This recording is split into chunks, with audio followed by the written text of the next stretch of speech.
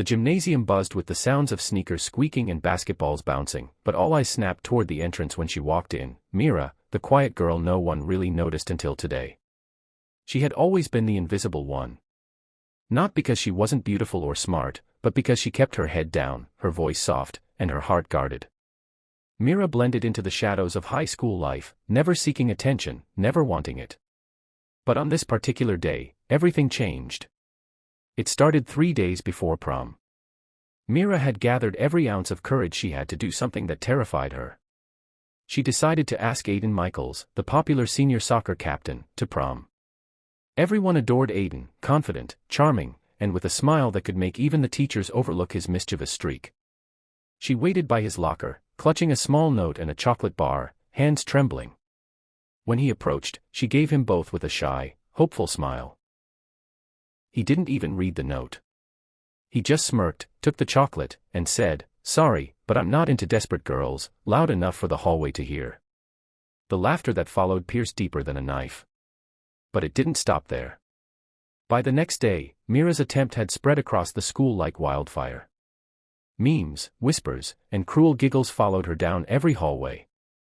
The popular girls, led by Savannah, Aiden's date and the queen of cruelty, didn't hold back. "You seriously thought someone like him would go with someone like you?"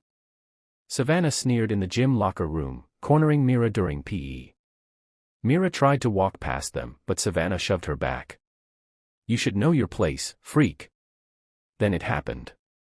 Savannah grabbed the front of Mira's gym shirt and yanked it, hard. The sound of fabric tearing echoed through the room. Gasps filled the air. Mira stood frozen, clutching the ripped remains of her shirt to her chest as tears welled in her eyes. But in that exact moment, something snapped, not her shirt, not her pride, but the silence she had worn like armor for years. Her mother used to say, "There's strength in softness, but never forget, my daughter, you're not made of glass."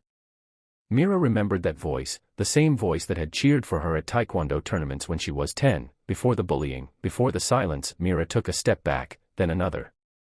Savannah and her posse started laughing again, thinking they'd won. Then Mira spun. Her foot whipped through the air in a blur. The heel of her sneaker caught the air just inches from Savannah's smug face. The laughter died. The entire gym had gone still. Coaches, students, even Aiden, who was playing basketball nearby, turned toward the sound. Mira stood tall, shoulders back, eyes blazing. She didn't make contact, she didn't need to. That roundhouse kick had sliced through more than just air, it shattered their image of her as weak, helpless, shy. "I'm not your victim," she said.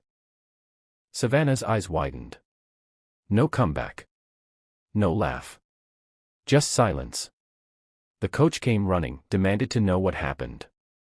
But by then, most of the gym had already seen enough. Word spread instantly. A dozen students backed Mira's story. Savannah was suspended for assault. Aiden tried to apologize, saying he didn't mean for it to go that far, but Mira just walked past him. For the first time in years, she wasn't hiding. She came to prom. Alone. In a deep crimson dress that shimmered with confidence.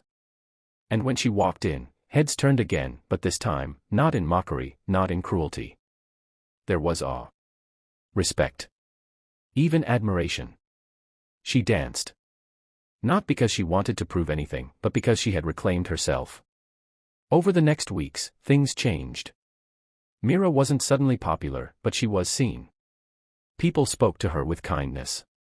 Teachers called on her more. Aiden never quite recovered from the shame. Savannah's grip on the social ladder cracked. But the most powerful change happened within Mira herself. She joined the self-defense club again. She volunteered to teach younger girls about confidence and personal boundaries. She walked taller, not because the world around her changed, but because she had. The bullying didn't break her, it awakened her. And that's the message she wanted everyone to hear. You don't have to scream to be strong. You don't have to be loud to fight back. But when the time comes, and your voice is all you've got, let it roar louder than fear. Mira's roundhouse kick didn't just shock the gym. It transformed her life. And maybe, just maybe, it inspired others to believe that the shyest people often carry the strongest fire.